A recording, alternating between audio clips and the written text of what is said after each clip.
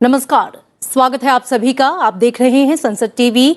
मैं हूं आपके साथ अमृता चौरसिया। तो आइए नजर डालते हैं आज की खबर पे और सबसे पहले शुरुआत हेडलाइंस के साथ। अवरोध के चलते लोकसभा की कार्यवाही बाधित। लोकसभा अध्यक्ष ने सदस्यों से की सदन चलने देने की अपील। वित्त वर्ष 2023-24 के लिए केंद्र शासित प्रदेश जम्मू कश्मीर के बजट को मिली मंजूरी। राज्यसभा की कार्यवाही में गतिरोध बरकरार। राहुल गांधी के बयान और अडानी समूह से जुड़े मामले में अपने अपने रुख पर अड़ा सत्ता पक्ष और विपक्ष। कौशल विकास और उद्यमशीलता मंत्रालय के कामकाज पर नहीं हो पाई चर्चा। संसद में गतिरोध दूर करने की कवायद। राज्यसभा सभापति ने की विभिन्न नेताओं के साथ 2 बार बैठक। 23 मार्च की सुबह बुलाई सदन के नेताओं की एक और बैठक। लोकसभा अध्यक्ष ने भी की सर्वदलीय बैठक। शेयर बाजार में लौटी तेजी। सेंसेक्स 446 अंकों की बढ़त के साथ 58,075 के स्तर पर बंद। निफ्टी 17,000 के पार। दक्षिण कोरिया का कॉप्सी, हांगकांग का हैंग सेंग और चीन का शंघाई कंपोजिट भी लाभ के साथ बंद। श्रीलंका के लिए बड़ी राहत। आईएमएफ ने श्रीलंका के लिए $3 अरब के राहत पैकेज को दी मंजूरी। कोलंबो ने राहत पैकेज की सराहना करते हुए बताया ऐतिहासिक मील का पत्थर।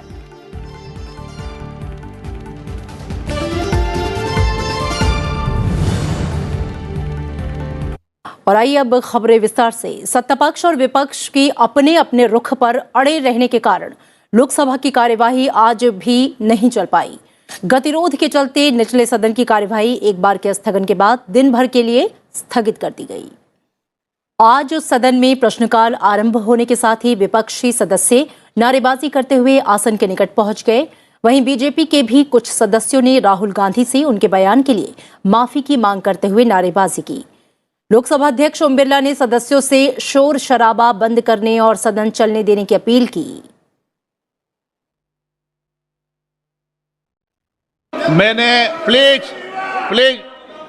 मैंने कल भी सभी दलों के नेताओं से व्यक्तिगत आग्रह भी किया था। सदन के माध्यम से पुनः आग्रह करना चाहता हूं, सदन चले। सब बजट सत्र महत्वपूर्ण सत्र है। सबको बोलने का मौका देंगे। आप प्रश्नकाल के बाद स्थगन के समय अगर आप मौका नहीं दे तो आप बेल में आ सकते हैं। अगर आप सदन नहीं चलाना चाहते तो सदन की कार्रवाई 2 बजे तक के लिए स्थगित की जाती है। एक बार के स्थगन के बाद निचले सदन की कार्यवाही 2 बजे शुरू होने पर निचले सदन में शोर शराबे के बीच ही सदन ने वित्त वर्ष 2023-24 के लिए पेश जम्मू कश्मीर के सामान्य बजट और संबंधित विनियोग विधेयक को मंजूरी दी। साथ ही सदन ने वर्ष 2022-23 की अनुदान के अनुपूरक मांग के दूसरे बैच और संबंधित विनियोग विधेयक को भी मंजूरी प्रदान की। प्रश्न है कि विधेयक पर विचार किया जाए। जो सदस्य इसके पक्ष में वो हाँ कहे, जो सदस्य इसके विरोध में वो ना कहे। मेरे विचार में निर्णय हवालों के पक्ष में हुआ। विधेयक पर विचार करने हेतु प्रस्ताव को स्वीकृत किया गया। अब सभा विधेयक पर खंडवार विचार करेगी। प्रश्न है कि खंड 2 और 3 विधेयक का अंग बने। जो सदस्य इसके पक्ष में वो हाँ कहे, जो सदस्य इसके विरोध में वो ना कहे। मेरे विचार में निर्णय हवालों के पक्ष में हुआ। खंड 2 और 3 विधेयक का अंग बने। प्रश्न है कि अनुसूची विधेयक का अंग बने। जो सदस्य इसके पक्ष में वो हाँ कहे, जो सदस्य इसके विरोध में वो ना कहे। मेरे विचार में निर्णय हवालों के पक्ष में हुआ। अनुसूची विधेयक का अंग बनी। प्रश्न है कि खंड 1 अधिनियम सूत्र और विधेयक का पूरा नाम विधेयक का अंग बने। जो सदस्य इसके पक्ष में वो हाँ कहे, जो सदस्य इसके विरोध में वो ना कहे। मेरे विचार में निर्णय हवालों के पक्ष में हुआ। खंड 1 अधिनियम सूत्र और विधेयक का पूरा नाम विधेयक का अंग बने। माननीय मंत्री जब प्रस्ताव करेंगे विधेयक को पारित किया जाए। मैं प्रस्ताव करता हूं कि विधेयक को पारित किया जाए। प्रश्न है कि विधेयक को पारित किया जाए। जो सदस्य इसके पक्ष में वो हाँ कहे, जो सदस्य इसके विरोध में वो ना कहे। मेरे विचार में निर्णय हवालों के पक्ष में हुआ। प्रस्ताव स्वीकृत हुआ और विधेयक पारित हुआ। और इस दौरान सदन में गतिरोध जारी रहा और पीठासीन सभापति राजेंद्र अग्रवाल ने सदस्यों से शांत रहने और सदन की कार्यवाही को चलने देने की अपील की। व्यवस्था बनते नहीं देख सदन की कार्यवाही 23 मार्च सुबह 11 बजे तक के लिए स्थगित कर दी गई। बैठिए, बैठ जाइए, प्लीज बैठिए, प्लीज बैठ जाइए। थोड़ा कुछ और काम हो जाए, बैठ जाइए, प्लीज बैठिए। कुछ काम और होने दीजिए, कृपा करके बैठ जाइए। सदन चर्चा के लिए है, बजट का ये महत्वपूर्ण सत्र है, कृपा करके आप भी बैठ जाइए, बैठिए। सभा की कार्यवाही गुरुवार दिनांक 23 मार्च 2023 को प्रातः 11 बजे तक के लिए स्थगित की जाती है। संसद के बजट सत्र के दूसरे चरण में लगातार कामकाज बाधित होने के बीच लोकसभा अध्यक्ष ओम बिरला ने आज सर्वदलीय बैठक बुलाई। उन्होंने सदन में जारी गतिरोध को दूर करने पर आम सहमति बनाने की कोशिश की। लोकसभा अध्यक्ष ओम बिरला ने आज दोपहर 1 बजे अपने कक्ष में सभी दलों के नेताओं को बातचीत के लिए बुलाया था। बैठक में लोकसभा अध्यक्ष ने सदन चलाने के लिए सभी दलों से सहयोग मांगा।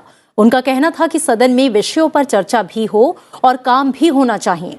लोकसभा अध्यक्ष ने कहा कि सबके सहयोग से सदन चलाना हमारी प्राथमिकता है और हम वित्त विधेयक सहित सभी विषयों पर सदन में चर्चा कराने को तैयार हैं। हालांकि इसके बाद भी कार्यवाही सुचारू रूप से नहीं चल सकी और 2 बजे सदन की कार्यवाही स्थगित करनी पड़ी। लोकसभा ने गतिरोध के बीच वित्त वर्ष 2023-24 के लिए केंद्र शासित प्रदेश जम्मू कश्मीर के सामान्य बजट और संबंधित विनियोग विधेयक को मंजूरी दी। केंद्र सरकार ने वित्त वर्ष 2023-24 के लिए केंद्र शासित प्रदेश जम्मू कश्मीर का 1.18 लाख करोड़ रुपए का बजट पेश किया। निचले सदन में शोर शराबे के बीच जम्मू कश्मीर के बजट पर चर्चा में हिस्सा लेते हुए बीजेपी के सदस्य जुगल किशोर शर्मा ने कहा कि बजट में केंद्र शासित प्रदेश के हर वर्ग और हर एक क्षेत्र के विकास को ध्यान में रखा गया है और 1 लाख करोड़ रुपए से अधिक की राशि का प्रावधान है। नारेबाजी के बीच ही वित्त राज्य मंत्री पंकज चौधरी ने केंद्र शासित प्रदेश जम्मू कश्मीर के सामान्य बजट और संबंधित विनियोग विधेयक को पारित किए जाने का प्रस्ताव रखा और सदन ने ध्वनिमत से इसे मंजूरी प्रदान की। कांग्रेस नेता राहुल गांधी के लंदन में दिए गए बयान पर सत्ता पक्ष के सदस्यों की ओर से माफी की मांग और कांग्रेस सहित कई अन्य विपक्षी दलों की ओर से अडानी मामले की जांच के लिए जेपीसी गठित करने की मांग को लेकर राज्यसभा में गतिरोध हुआ। सदन की कार्यवाही एक बार के स्थगन के बाद पूरे दिन के लिए स्थगित कर दी गई। सुबह सदन की कार्यवाही शुरू होने पर सभापति जगदीप धनखड़ ने आवश्यक दस्तावेज सदन के पटल पर रखवाए। उन्होंने बताया कि नियम 267 के तहत तो उन्हें 11 नोटिस मिले। उन्होंने सभी नोटिस अस्वीकार किए जाने की जानकारी दी। इसके बाद विपक्षी सदस्य अपने स्थान पर खड़े हो गए तो वहीं सत्ता पक्ष के सदस्यों ने राहुल गांधी माफी मांगो के नारे लगाने शुरू किए। सभापति जगदीप धनखड़ ने सदस्यों से शांत रहने और कार्यवाही चलने देने की अपील की। बाद में सदन की कार्यवाही दोपहर 2 बजे तक के लिए स्थगित कर दी गई। I call the leaders. I invite the floor leaders in my chamber at 11:30 a.m. today. The house is adjourned to meet at 2 p.m. today. सभापति ने दोपहर 2 बजे बैठक के फिर से शुरू होने पर बताया कि उच्च सदन की बैठक अब 23 मार्च को होगी। बुधवार को चैत्र शुक्लादि गुड़ी पड़वा त्योहारों के कारण सदन की बैठक नहीं होगी। उन्होंने सदस्य और देशवासियों को ये त्योहार खुशी के साथ मनाने की शुभकामनाएं दी। As honorable members are aware, on March 22, in various parts of the country, there will be celebration of festivals. Chaitra Shukladi, Ugadi, Gudi Padwa, Cheti Chand, Navreh, Sajibu Chera Oba. Several members have requested that the House may now meet not on 22nd March but thereafter, so as to enable them to join the joyous festivities. Keeping in view the request of the honorable members, there will be no sitting of the House on March 22, 2023. सभापति ने कौशल विकास और उद्यमिता मंत्रालय के कामकाज पर चर्चा कराने की बात कही, लेकिन सत्ता पक्ष और विपक्ष की ओर से नारेबाजी शुरू हो गई। सदन में गतिरोध होने के कारण सभापति ने बैठक को 23 मार्च तक के लिए स्थगित कर दिया। House stands adjourned to meet at 1100 hours on March 23, 2023. सदन में गतिरोध को दूर करने के लिए राज्यसभा की सभापति ने आज सदन के नेताओं की 2 बैठकें बुलाई। सभापति ने 11:30 बजे अपने कक्ष में चर्चा के लिए सभी सदस्यों को आमंत्रित किया। पहली बैठक में कई विपक्षी दलों के नेताओं ने बहिष्कार किया। सभापति ने पहली बैठक से अनुपस्थित रहने वाले दलों के सदन के नेताओं से अनुरोध किया कि वे अपने निर्णय पर फिर से विचार करें। इसके बाद दूसरी बैठक में BJD, NCP, TMC, BRS, DMK जैसे विपक्षी दल तो आए, लेकिन कांग्रेस का कोई प्रतिनिधि इसमें शामिल नहीं हुआ। बैठक में राज्यसभा सभापति ने राजनीतिक दलों से ये कहा कि सदन की कार्यवाही को व्यवस्थित तरीके से चलाना हमारा प्रमुख कर्तव्य है। सदन सहयोगी तरीके से बहस और चर्चा के लिए है, ना कि टकराव और गतिरोध के लिए। सभापति ने फ्लोर लीडर्स की अगली बैठक 23 मार्च 10 बजे बुलाई है। जब चेयरमैन साहब ने दोबारा मीटिंग बुलाया, एक 11:30 को बुलाया था, सिर्फ 3 घंटे में फिर से एक मीटिंग बुलाया। उनके मोबाइल से स्वयं उन्होंने फ़ोन कर रहे थे सबको। This shows the urge of the chairman and the government to end the lockdown, but unfortunately DMK when it was called, mister Tiruchi Siva came to meeting, और टीएमसी वाले वो भी आ गए after directly speaking to them by the chairman. But Congress, Aam Aadmi party, बाकी सब party they did not come, आया नहीं है, बाइकआउट किया है। तो इसलिए ये दिखता है वो भागना चाहते हैं, चर्चा से भागना चाहते हैं। इसका हम घोर निंदा करते हैं, and it is once again a great disrespect shown to the chair again. I condemn this attitude.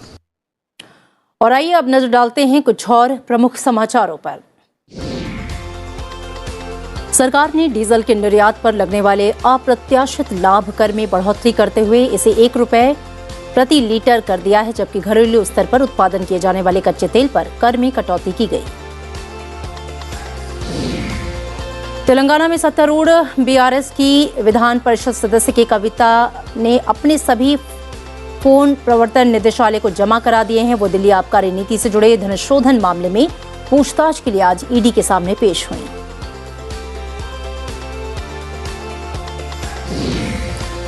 Bank of Baroda प्रवर्तित company India first life insurance को आईपीओ के लिए सेबी की हरी झंडी दी गई है।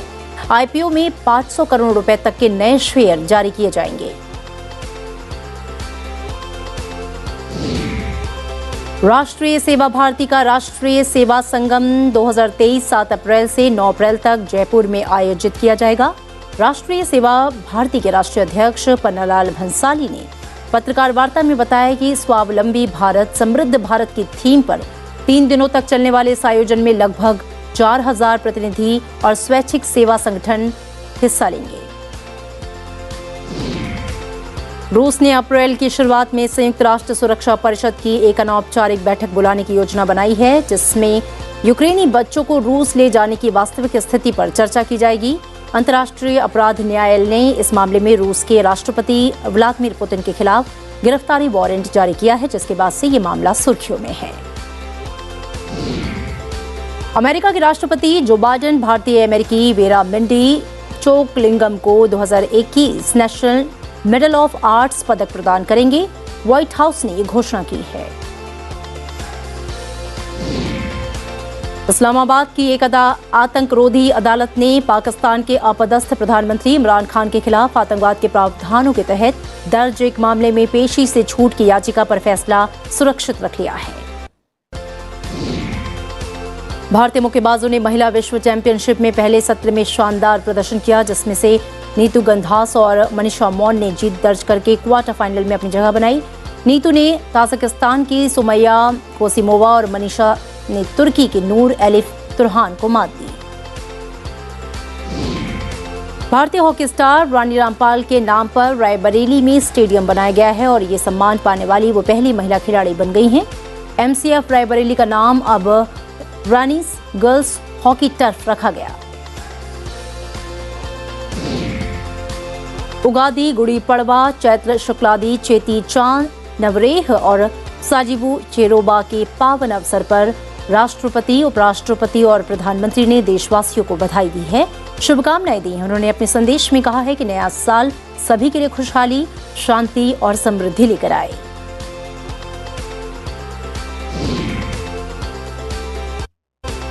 और आइए यहाँ रुकेंगे एक छोटे से ब्रेक के लिए। आप देखते रहिए संसद टीवी।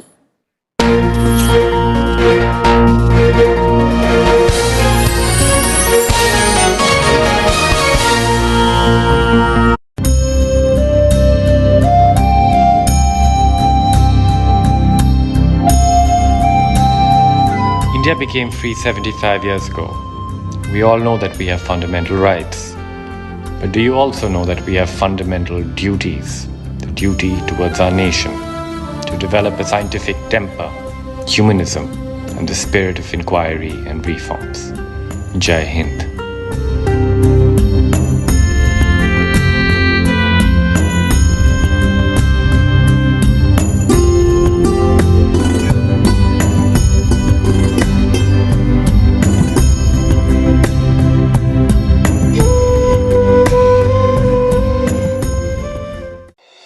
संसदीय गतिविधियों से जुड़ी हर खबर, संसदीय समितियों पर एक नजर।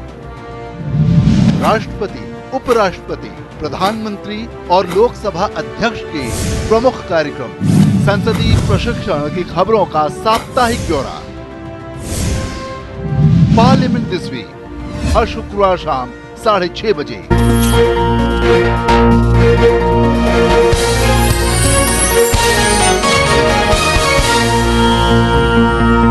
ब्रेक के बाद स्वागत है आपका। आप देख रहे हैं आज की खबर और अब नजर राज्यों की सुर्खियों पर।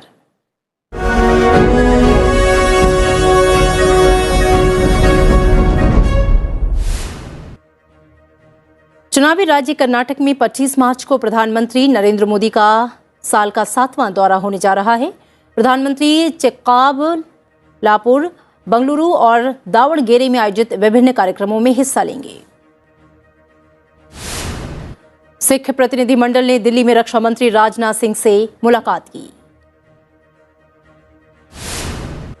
केरल विधानसभा में कांग्रेस नीत संयुक्त लोकतांत्रिक मोर्चा के विरोध प्रदर्शन के बीच सदन की कार्यवाही अनिश्चितकाल के लिए स्थगित कर दी गई। हालांकि सदन का मौजूदा सत्र 30 मार्च तक चलना है। असम के मुख्यमंत्री के दावे को खारिज करते हुए मेघालय के मुख्यमंत्री कोनराड के संगमा ने विधानसभा में कहा कि विवादित अंतर्राज्यीय सीमा पर स्थित मुकरोह गांव मेघालय का हिस्सा है, जहां पिछले साल हिंसक संघर्ष में 6 लोग मारे गए थे। गृह मंत्रालय ने दिल्ली सरकार के बजट को स्वीकृति दे दी है। इस मुद्दे पर विवाद पैदा होने के बाद बजट की फाइल फिर से केंद्रीय गृह मंत्रालय को स्वीकृति के लिए भेज दी गई थी। दिल्ली विधानसभा अध्यक्ष रामनिवास गोयल ने सदन की कार्यवाही में बाधा डालने के आरोप में बीजेपी विधायक विजेंद्र गुप्ता को 1 साल के लिए यानी कि अगले बजट सत्र तक के लिए निलंबित कर दिया है। उत्तर प्रदेश के मुख्यमंत्री योगी आदित्यनाथ ने कहा है कि राष्ट्रीय और अंतर्राष्ट्रीय प्रतियोगिता में भाग लेने वाले राज्य के 500 से अधिक खिलाड़ियों को जल्द ही उत्तर प्रदेश पुलिस बल और अन्य प्रशासनिक सेवाओं में मौका दिया जाएगा। उत्तराखंड के केदारनाथ धाम में पिछले 1 हफ्ते से हिमपात जारी है, जिससे यहां बर्फ की चादर सी बिछ गई है। प्रशासन द्वारा बर्फ को हटाया जा रहा है।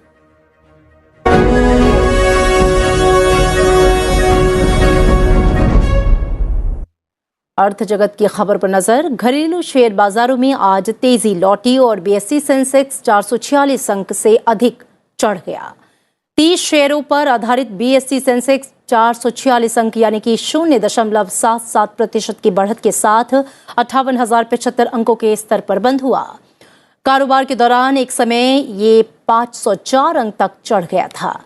नेशनल स्टॉक एक्सचेंज का निफ्टी भी 119 अंक यानी कि 0.70% की बढ़त के साथ 17,107.50 अंकों के स्तर पर बंद हुआ। यूरोप के प्रमुख बाजारों में कारोबार में तेजी रही, अमेरिकी बाजार भी बढ़त में रहे।